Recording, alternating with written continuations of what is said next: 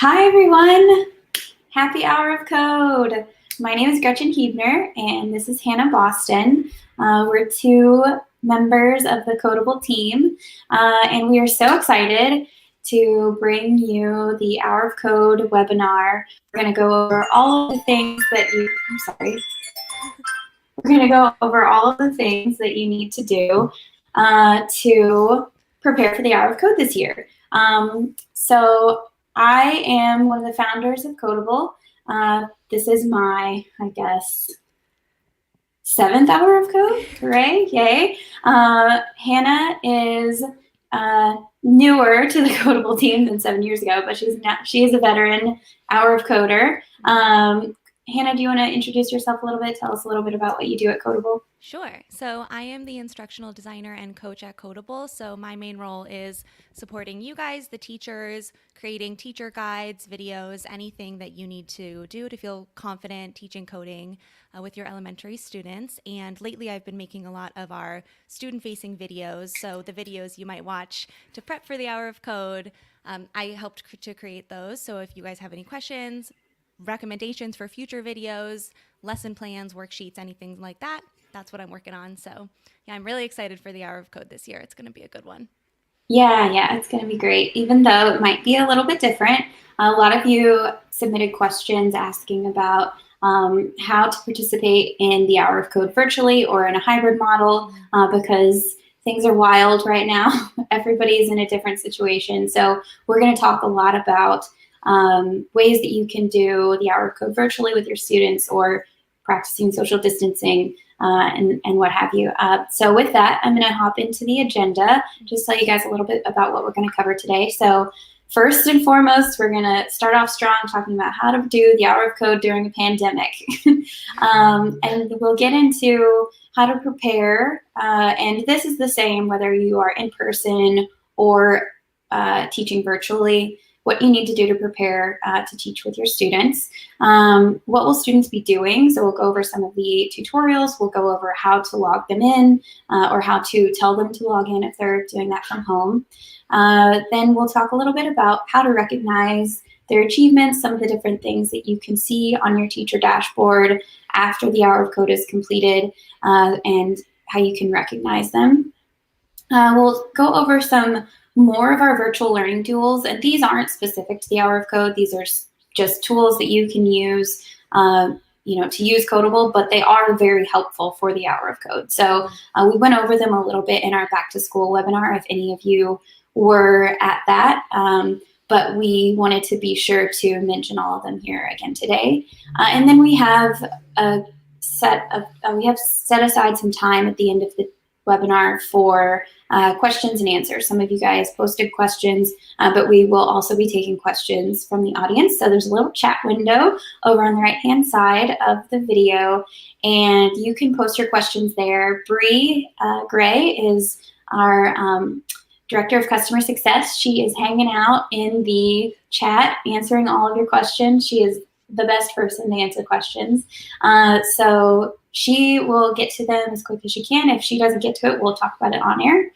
And there's also an agenda floating around. We sent it in the email, and there's just helpful resources in there. Everything that we post and talk about today is covered in that agenda. So if you are like, oh no, I need that link, you can go to the agenda and find the link. So, but we'll also post some links in the chat. All right, with that, I'm going to hop into what to do during the hour of code during the pandemic. Okay, so the hour of code is a magical moment in every year where we talk about the importance of learning to code. We introduce what coding is to our students, and it's a worldwide event organized by code.org to just get kids to try 1 hour of coding. And there's no reason that we can't do this. We fully believe in you guys, and we've done everything we can to prepare resources for you to do this virtually if that's what's happening in your school. So you do not need to know how to code to teach an hour of code. Your students do not need to have any previous coding experience. It is designed to be a beginner experience. So if this is your first hour of code, we got you. You're going to come out of this prepared. And if it's your fifth or seventh, like me, welcome back. We're so glad to have you. So I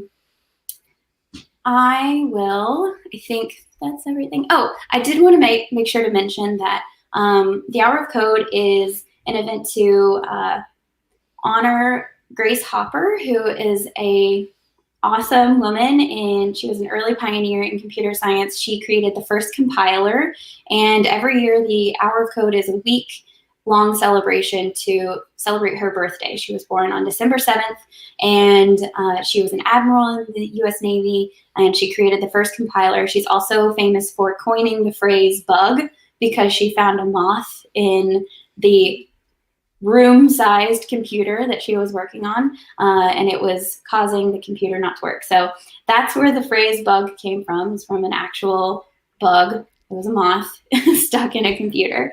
So with that, I think we are ready to move on to how to prepare.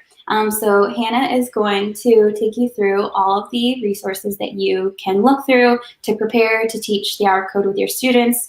And she's going to go over some of the activities, and then I'm going to talk about setup. So Hannah. Thank you, Gretchen. So yes, I'm going to talk about how to prepare. The first thing you can do to prepare is log into your teacher dashboard. And we have created a brand new tab on the teacher dashboard titled Hour of Code that has all the resources you could possibly need to prep for the Hour of Code and teach it to your students. So this is the Hour of Code tab. It's right at the top of your teacher dashboard, and it's bolded, so you can't miss it. And you'll see the first thing at the top is the How to Hour of Code with Kodable video. Everything that I'm about to mention is summarized in a short 4-minute video right here at the top of your Hour of Code page. So if you feel like I'm moving too fast or you just want to review the steps that I'm talking about here to prepare, I definitely recommend you log into your dashboard, view this Hour of Code page, and check out the video. It'll be super helpful for you. So the first step to prepare for the Hour of Code is going to be to decide where and how you will run the Hour of Code. This means what devices your students will be using to do the Hour of Code activities, the tutorials. So this is going to look really different for all of us. Some of you might be face-to-face and have iPads or some sort of in-school device to use with your students. Other teachers might have students that are remote and maybe you don't know exactly what devices they're using. We do have an iOS app, so any student with an iOS device like an iPad or an iPhone can participate in the Hour of Code. And we also have all the Hour of Code activities available via the web. So it doesn't totally matter what devices your students are using. It'll just be helpful for you to plan ahead so you know how to help them for login and things like that. But this year, we're also really excited to share that we have a totally unplugged lesson for the Hour of Code that's just worksheets that students can complete. So if your students do not have access to tech devices, that is okay. We got you covered, and we have an unplugged activity for you this year. So step one, decide where and how. The second step to prepare for the Hour of Code will be to choose a tutorial. So on this Hour of Code page, if you scroll down, we have all of our tutorials, or that's the Hour of Code speak for activity or project. We have them all featured here at the bottom, and we have 5 featured activities this year. We have a bunch more. I think there's 15 plus activities you can choose from, but these are the 5 that we recommend for beginner coders and beginner teachers. They have the most supports with them. So I'm going to walk through the different activities we have available to you. But again, I definitely recommend you explore the Hour of Code page yourself. You might find another activity that you'd like to use with your students. So the first activity that we have available is the Intro to Programming Pre-Readers Welcome. If you are new to Kodable or your students are younger, we had a couple questions write in about what's the best activity for my kindergartners or my first graders. We definitely recommend this Intro to Programming. It'll introduce students to the coding basics like sequence, conditions, loops, and functions. And it's just an introduction to the Kodable game. So it'll give students 4 different games to choose from, and they can work through the game levels. They are self-guided, self-paced, so students can kind of control their learning experience with very minimal prep or instruction from you, the teacher. The It's a second great activity, option for free play too. If you're just wanting to have them do free play, that's a great choice. absolutely, yeah, because it's exactly. Thanks, Gretchen. It's self-paced, and so free play would be an awesome option for that activity. The second one that we have featured here is make your own codable mazes. Oh, and I just wanted to point out we have all the grade recommendations listed below the activity as well. The second one is make your own codable mazes. So here students are guided through 5 different levels of Kodable, and then they complete a maze building challenge that's aligned with Common Core math standards. So in the game, the students will choose their grade level, and then the challenge that they are presented will be aligned with Common Core math for that grade level. So that's a really great one if you're looking for a way to integrate coding into some of your other subjects like math. This would be a great one for you. Plus, as kids get to make their own mazes, they can express their creativity, get artistic. So that is a great option for you guys. The third one here is beach cleanup. If you did the Hour of Code with Kodable last year, you'll know that beach cleanup was brand new last year. This year we have it again, and we've revamped it, given it a little bit of a facelift. And so this is an awesome option if you want to integrate with environmental science. In this activity, students learn to program using basic commands and clean up the Fuzztopia beach to protect the ocean life, the sea creatures. So in this activity, students will also be designing a maze that connects different pieces of trash, and then they code their fuzz through the maze to collect the recycling. And this one has 3 or 4 different tutorial videos available in the game itself. So if you are looking for an activity that has more video support, so you don't need to do the direct instruction, the kids can click the video and watch it at their own pace, at their own time. The beach cleanup has those videos embedded in the game. So super easy for them to review the concepts and learn as they go. The final one featured here on this page is the Build Your Own Fuzz. This is an awesome activity if you want students to get creative and design and code their own fuzz character. The fuzzes are the characters of Kodable. So students will code and modify properties to bring their character to life. And we do recommend here grades 2 through 5 because the activity features real JavaScript syntax. So upper elementary students can often do a little bit of a better job making the connections between the JavaScript syntax and the properties that are shown on their fuzz. But again, all of these activities are great for all ages. Students will just modify them to be appropriate. If your kindergartners want to design a fuzz, that is a-okay. They might just not understand the JavaScript syntax, but they'll still get to modify properties and get exposed to code in that way. And finally, I'll just click this View All button and scroll down a bit, and you'll see the first activity underneath the 4 that are featured is our Coding Basics Unplugged. This activity is completely unplugged. You'll have to print out worksheets for your students, but after that, they can use pen and paper. And it's a lot of our coding puzzles just in an unplugged format. So it's great if students, again, do not have access to tech devices, or if you're just looking for another option, if you want to combine unplugged and plugged in, this is an option for you. And then, as you can see, there's a bunch more to choose from that integrate into a lot of other subjects like robotics and English. So you can take your pick. All of these activities can be completed in an hour for the Hour of Code. So they're all here available to you, again, on your dashboard at the Hour of Code tab. And after you've picked your tutorial, the third and final step to prepare is to spread the word. So the Hour of Code, as Gretchen mentioned, is a magical time. It's really exciting, and I know a lot of us could use a little bit of a boost this year right now. So hype up the Hour of Code. Your students get to be really creative, and it's very fun. So get them excited. And the other piece to spreading the word is to give them virtual participation instructions. So we have that tab right here at the top.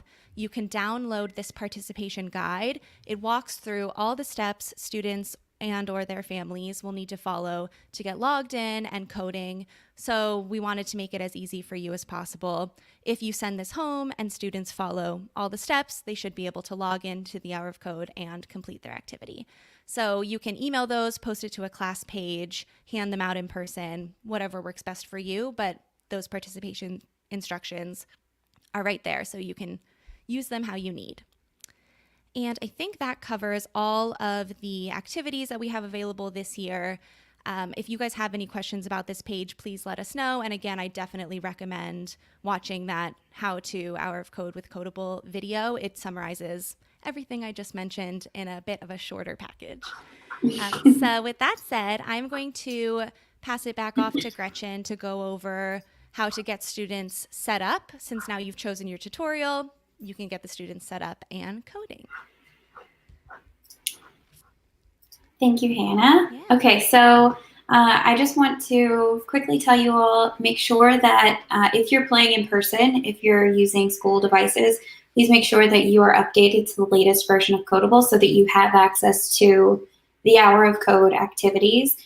Some of them have been updated and others, if it's on an older version, then it might not have we have like a timed release for the activities so that they'll show up at a certain date. So if it's an old version, it might not have the newest activities. So please be sure to update your devices. If you're playing on the web, you can save the link to whatever activity you choose for your students and post that to your class page or send it home in an email, just like Hannah said. And that will take students directly to the activity that they need to play.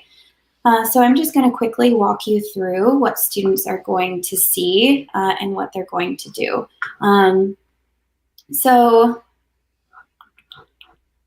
Actually, I have a question that I think I should probably address first. So I have multiple classes with hundreds of students total. How can I get the class code to all of my students in the easiest way?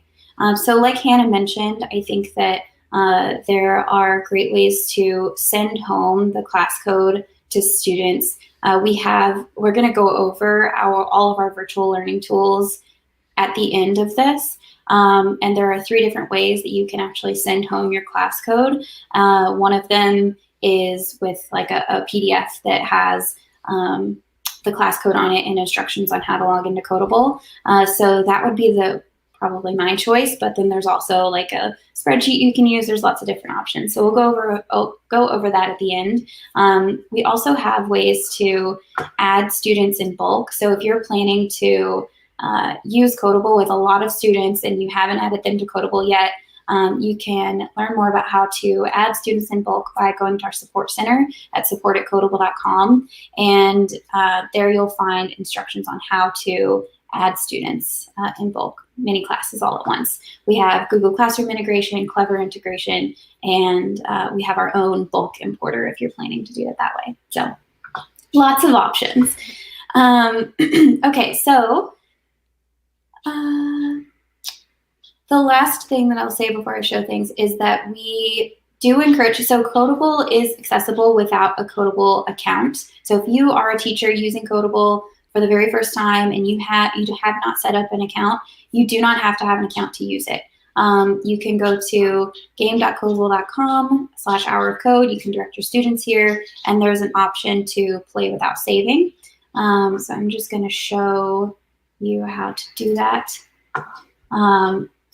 And that's here, game.kodable.com/hour of code. If you do have a Kodable account, you can also come here. Oh, this thing's blocking it.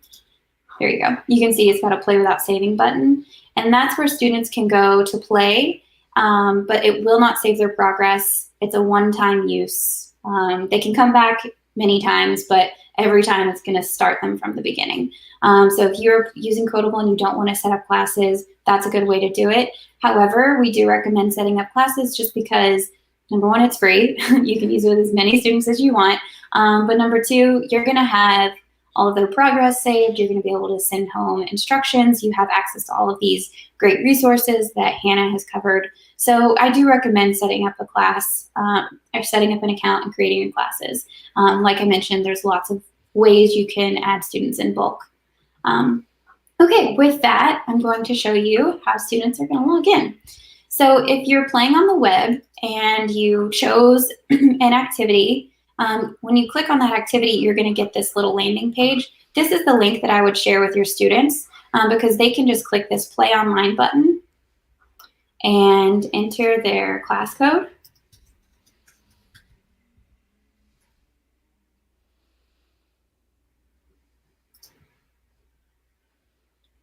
And it's going to take them directly to the activity without needing to kind of search for it in the game.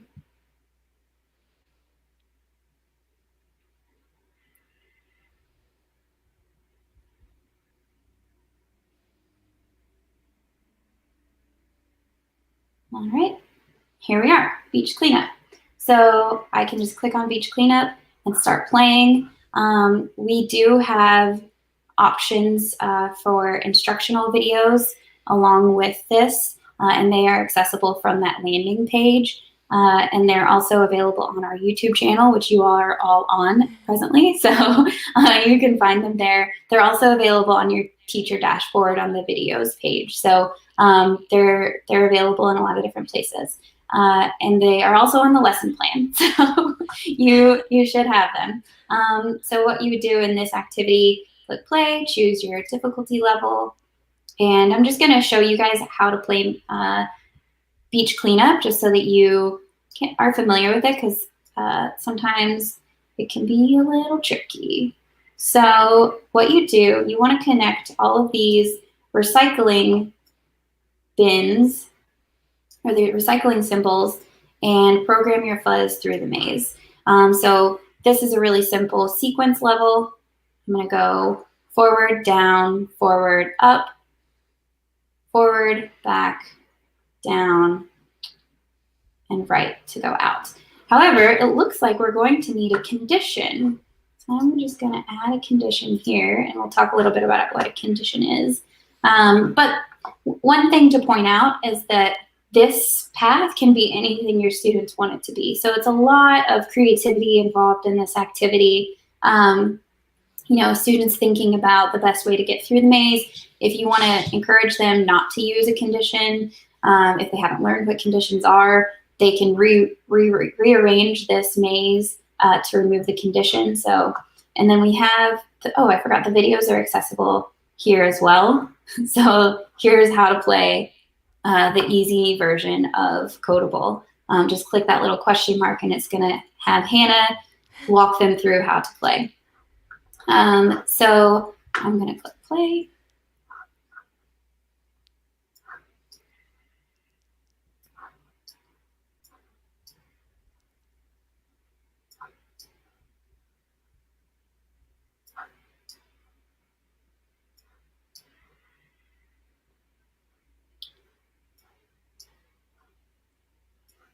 Oh, I did just enough moves. Yes. Nice work, good. Okay, I'm gonna click test it and see what happens. Looks like I'm gonna make it to the end.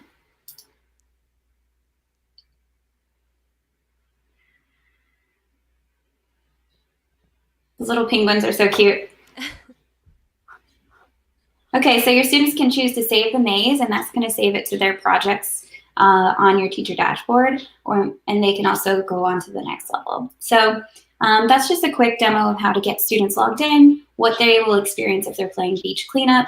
I'm going to go back out and just show you, this is where students go to the Make Your Own Kodable Mazes. This is where students will go to build their own characters. If you chose the free play option, it would actually take them to Fuzztopia and Mission Control, where they can play through Kodable at their own pace, choose from any of the 4 Kodable worlds to play on, and kind of experience Kodable in its entirety at their own pace.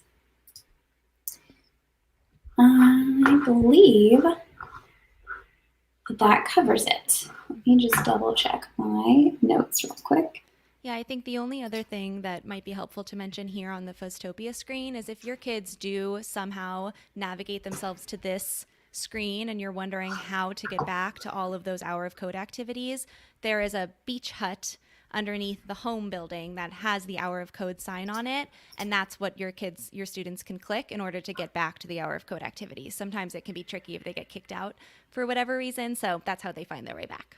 Yes, thank you, Hannah. And that brings up a good point, which is that this method of sending out the tutorial link to your students with the landing page to bring them directly here works on the web. However, if they're playing at home and they're on an iOS device, or if you're in school on an iOS device, there's no way for us to direct them to the specific activity. So what you're going to do is have them click on this Hour of Code Hut when they first come in to the game and tell them which activity you want them to do. So they will land here on Fuzztopia, and you're going to want to direct them to the Hour of Code Hut if you're playing on iOS. Thank you. I meant to mention that. Yes. Yeah. Okay. And next up on our agenda is recognizing recognizing student achievement. So I'm going to quickly share my screen so that you guys can see my student progress. Great. Okay, so after the Hour of Code, kids are going to be super excited about coding. They, are jazzed up because they've been playing in a really fun game for an hour, and it's a great opportunity to recognize what they've just done, and also to share with their family about what you are doing in the classroom, whether that's a virtual classroom or an in-person classroom. And here is where you can find what students have been doing. So I'm going to click on one of my classes, and I'm going to click on my famous class.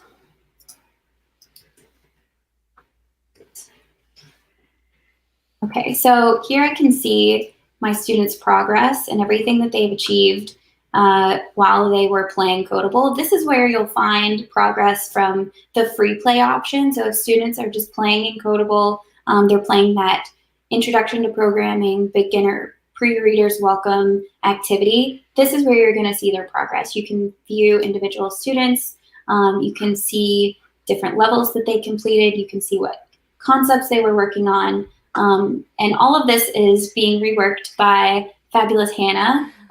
So keep an eye on this page for cool updates. You can also view creation. So if you assigned the Fuzz Builder tutorial or the Maze Maker tutorial, this is where you can actually see what your students created. So I can see all of the fuzzes that my students made.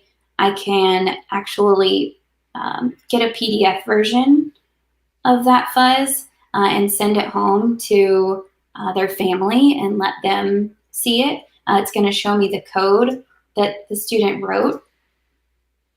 So I can actually see what my student wrote and the code that they wrote to create their fuzz. So that's a really fun way to recognize student achievement if they created any sort of fun creation. Same with Maze Maker. You're going to be able to see, yeah, here we go. You're going to be able to see, sorry, these are really old mazes, so they're not showing up. You're going to be able to see the maze and print to share with the family.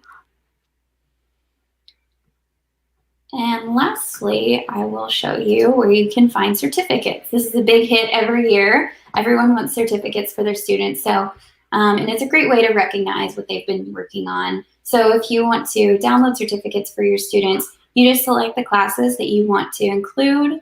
And then this is going to generate a PDF with their names on it. So I'm going to find my famous class.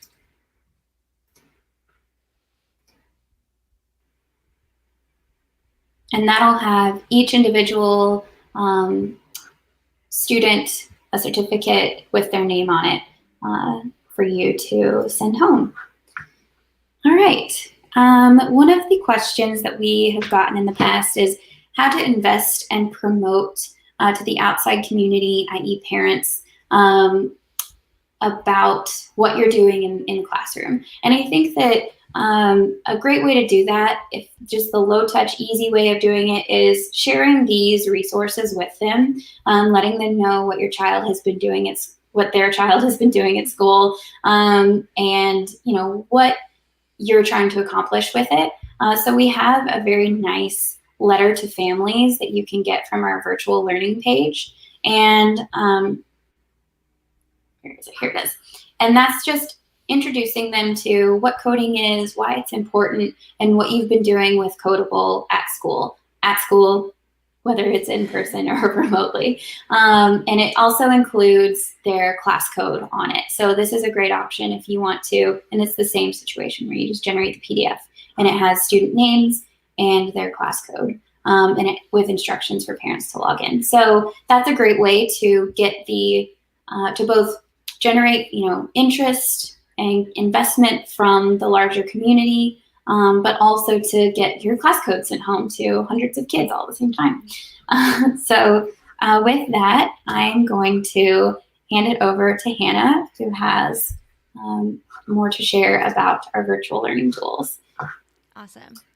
Yes, so I am going to walk through some more of those tools that was just on the virtual learning page that Gretchen was sharing. So if we take a look back at this page, we put this together at the beginning of, or over the summer, to help you guys with virtual learning, remote learning during this school year.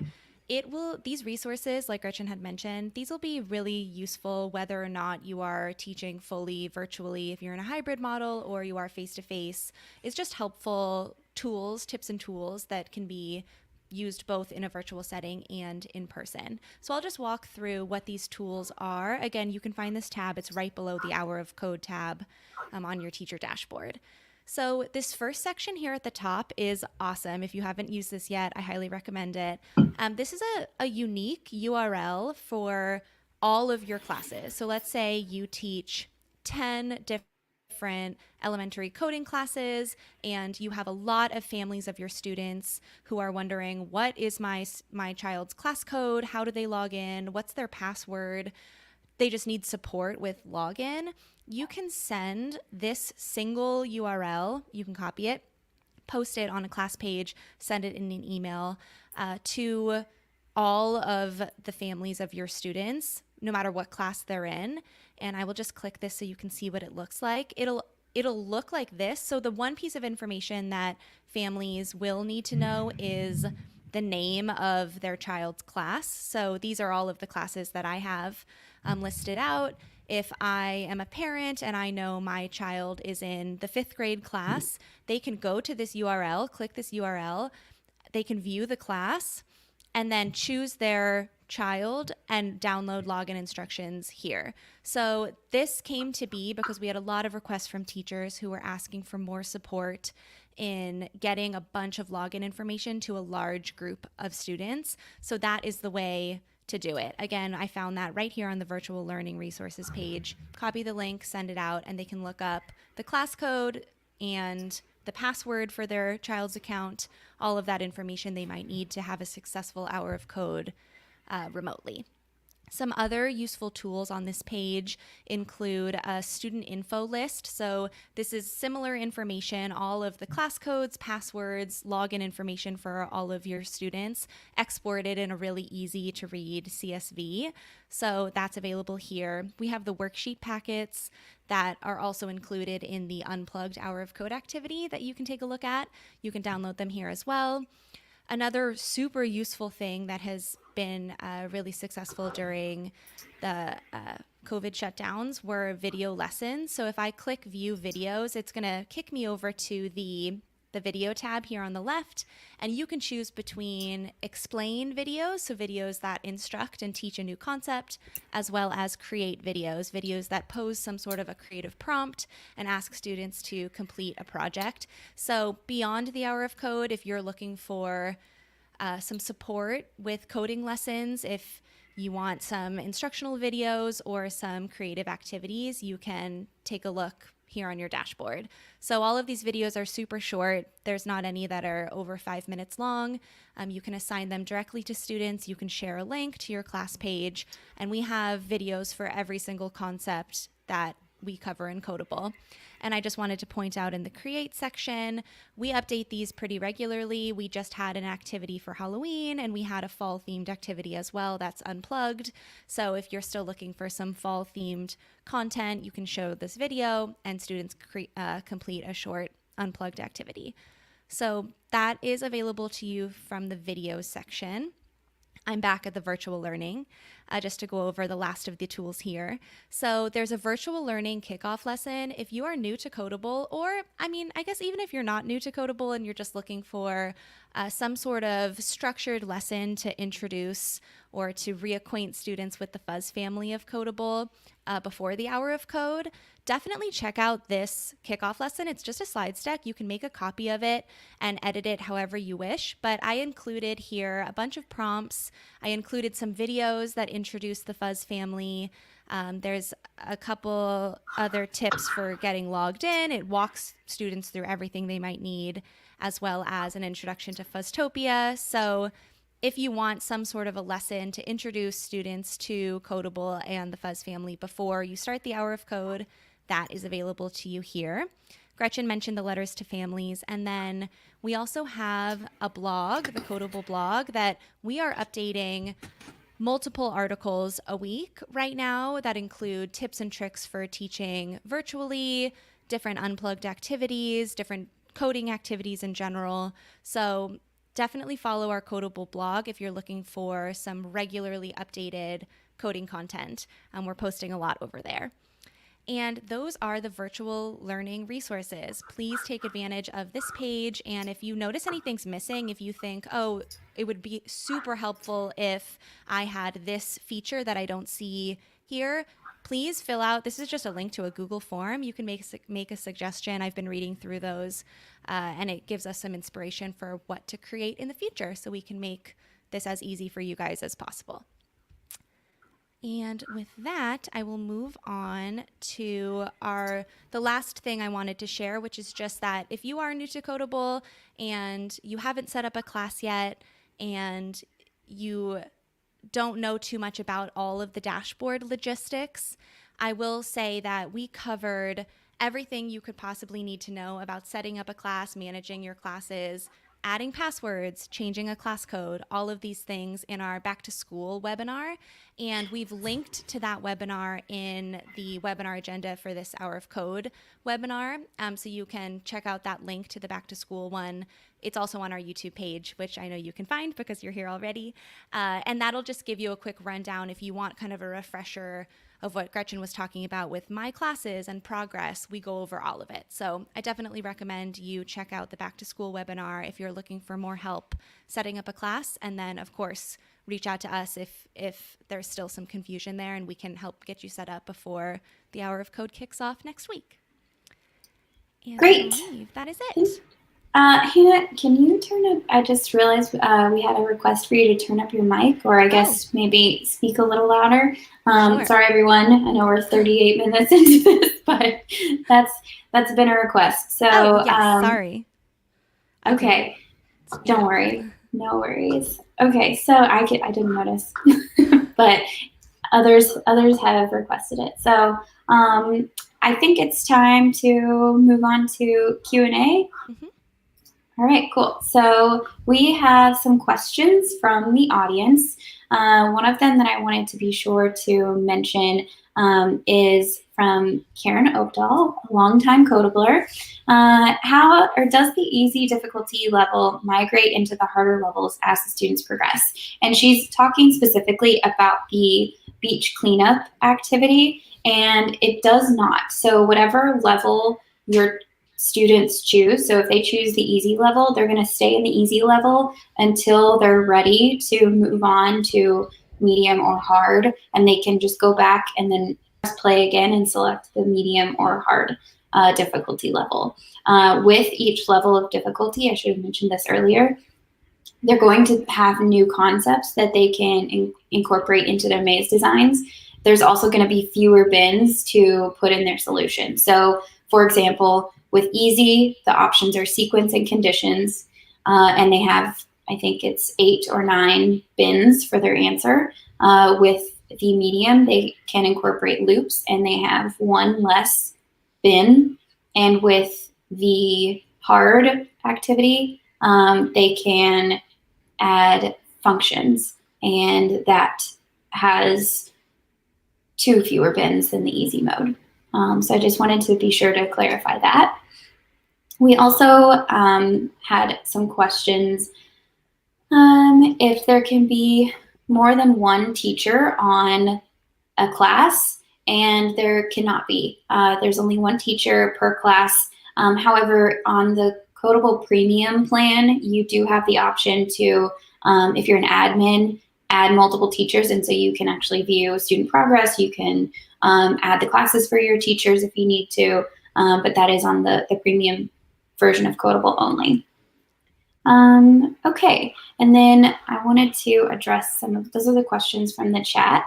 If anybody has questions that haven't been, Bree's been on it with all of the questions. I've been watching. She always is. Yeah, she's been cruising through all these questions. But if there's anything that you have questions about that you would like to ask, we will talk about it here. But in the meantime, I'm going to go ahead and address some of the questions that we got prior to the webinar. So let's see here. One of the questions is, what is the best way to teach coding virtually? And I think we've talked a lot about the different ways that you can teach coding virtually this year, all of the different resources that you can use. Ultimately, it's up to you. You are the expert. You know your class situation. Every single classroom is experiencing different things right now. So we can't be the ones to tell you what the best way to do that is. However, if you're just starting out, if it were me, and Hannah, please correct me if you think I'm wrong, but I would definitely start with the virtual kickoff lesson that Hannah showed in the virtual resources section, and then just give my kids access to the free play pre-readers activity in Kodable that lets them roam and be free to choose whatever coding activity they want to do. And that's what I would do with my students, especially if I'm virtual. There's lots of videos that can accompany the kickoff lesson, and also the pre-reader activity. They're available on your videos page if you want to add a video to kind of enrich the lesson for them. But that's what I would do if it were me.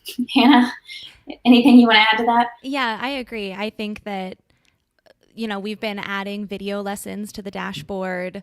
We added from February to now, I think 30 different videos. So if you're unsure about how to introduce coding in a virtual setting over Zoom and you have young students, it makes sense that that's really tricky. And hopefully the video lessons that we have available to you are helpful, because I do think that you can create a really rich coding lesson by showing a video and then doing an activity in Kodable with, limited prep or instruction needed from you, the teacher. So if you're unsure about how to teach coding, we have those supports there for you. Yeah, definitely. Okay, we have a question from the audience. Is there a way to archive classes? And there's not a way to archive classes so that you can bring them back later. But you can delete classes permanently. So if you just want to remove classes from your Kodable dashboard that are from years past, you can delete those classes. You can also transfer students. So if you have your classes from last year still set up, and you still see some of those students and you need to move them to their new homeroom, you can transfer students from class to class easily and in bulk on your teacher dashboard. Just go to support.kodable.com and search transfer, and you'll see an article with instructions on how to do that. Okay, one question that we got previously was, we use Seesaw and Canvas with students. Can they share their work with a class of peers within these learning management systems? And yes, we actually have some, and I'll post this link in the chat for you. We actually have some Seesaw activities set up for Kodable on our Kodable blog. And you can use those activities if you want to, or just take them as inspiration. If you want to create your own hour of code, Kodable Seesaw activity specific to your class, that's what I would suggest doing, because you know the situation and you know what you want to ask your students to share. That would be a good place to start. So I'm just gonna post that link here for you. And that's the link to all of our Seesaw activities. You can take a look at them and use them with your students. We love Seesaw. It's a great way to encourage collaboration, even if your students are learning from home. One of the questions we also had was, what advice would you give to students that think coding is not for them? It's a good question. And what about when it gets hard? Sometimes just trying again is even more frustrating. What are more specific strategies for not giving up? I love this question, and I think Hannah just wrote a great blog post about it. Hannah, can you talk a little bit more about it? Yeah, definitely. So I had a really similar experience when I was a computer science teacher. I was using a program. My students were not very interested, and there was a lot of frustration happening. And I was struggling a lot trying to teach them and get them excited about it. So what ended up working for me was really kind of shifting gears and doing more of an emergent curriculum mindset, which meant I scrapped my plans and I tried to focus on relevant topics to the students in their real lives and how I could curate lessons about what was actually going on and different creative projects they could create to solve problems in the real world. So we did a big design thinking unit and different projects where they were solving problems through engineering and then coding in Scratch and using other programs to try to link it all together. So yeah, I would say, it can be really tricky. If they're not showing interest, I would keep trying to tweak and modify your lesson plans to see if there's a project or something creative that they can build that makes coding a bit more relevant to them in their real lives. And I did just release a blog post about developing problem solving skills for young children and how it can be tricky, but there are some tools that you can do, some anchor charts you can try, different tips and tricks in that blog for how to develop creative problem solvers and how to help students when they face that moment of unsureness, how to help them be resilient. So I think we can link that blog post in the chat perhaps, but definitely check it out. It's up on there. And if you need more tips or you want to chat about different ways to modify your curriculum to support those students that are struggling, I'm happy to connect individually and we can chat about that. Awesome, thank you. Yeah, I just asked Maria, she's another Kodable team member that's hanging back and behind the scenes making this all work. I asked her for the link so she can send it to me to post. Oh, great. Somebody already posted it. Awesome. Way to go, team. Okay, so another question that we should address. Do you have good videos or recommendations as to how to best introduce the hour of code to elementary students who have never coded before?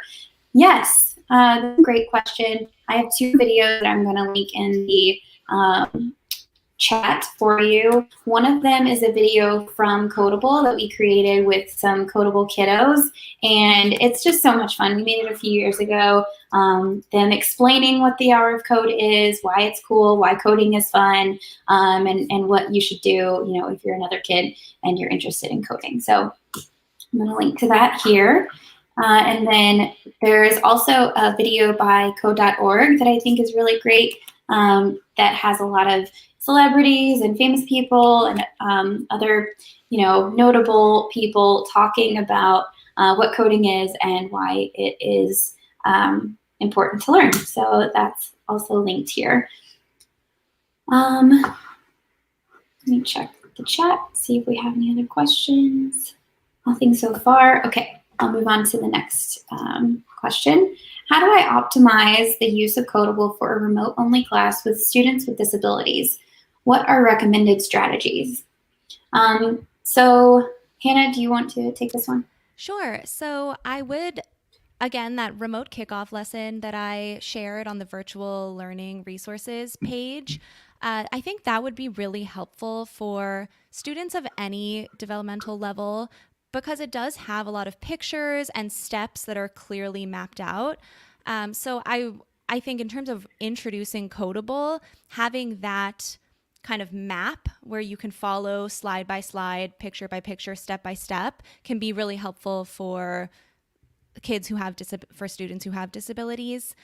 So that would be a good place to start for Kodable because I know it can be pretty overwhelming for some students when they first log in and there's so much going on and it can be a little overstimulating. So breaking it down into really manageable bite-sized pieces is a good first step, I would say. Gretchen, did you want to add anything? No, I think mainly the only other thing I would say is that Kodable is not designed for students with disabilities. We didn't have that need in mind when we were designing it. We do have lots of teachers that use it successfully with their students with disabilities. We are, however, not the experts. You're the expert. So I would just say, you know your class best and use your discretion when you're making choices for your students. We do have a lot of student or teachers in the Kodable community that use it with their students with disabilities. I would pose a question on Twitter to them and see if you get some responses that way. And yeah, that covers it. Okay, the next question is, I teach about 600 students in grades K to 5. Is there a limit to how many students I can assign lessons to? And no, there's not. There's no limit on the number of students that you can use Kodable with. Although we do have a question in the chat that is relevant to this, so I'll be sure to mention it. Classes are limited to 50 students. So you can break up classes into sections of 50 if you need to. The reason we have a limit is for loading concerns, but also usability. If you can imagine 100 names scrolling through that as a kindergartner would be a nightmare for you and a nightmare for them. So we do limit it to 50 students. And if you have more than 50 students in a class, I would suggest breaking them up by alphabetically or in some other way to create classes that make sense for you and for your students. Mm-hmm. And I think that covers it. So the next question is, our school district has the Kodable app available to students on Clever. How should they log in? This is a great question. We have a lot of Clever users and a lot of Clever fans. And what I would suggest is different from what we've covered so far in the webinar. I would suggest actually logging in directly the way that your students are used to in Clever. Don't deviate from what your students have learned to do to log into Kodable. Log in and then have them go to that beach cleanup. I'm sorry, not beach cleanup. The Hour of Code hut that we showed you earlier on Fuzztopia.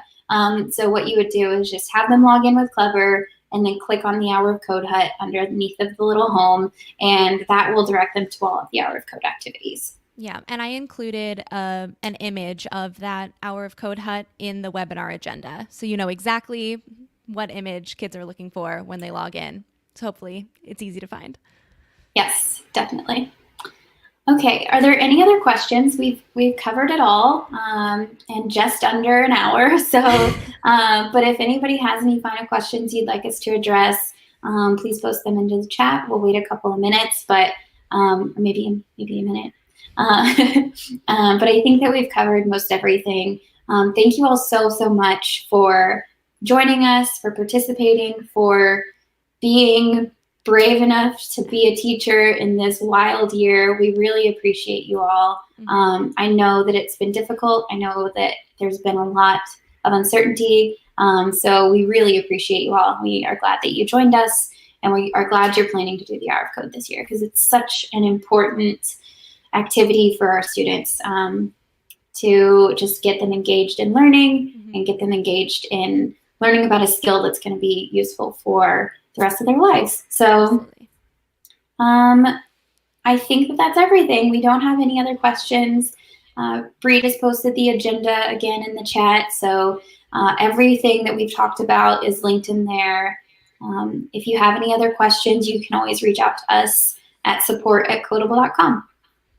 Thank you. All right. Bye, everyone. Happy Hour of Code.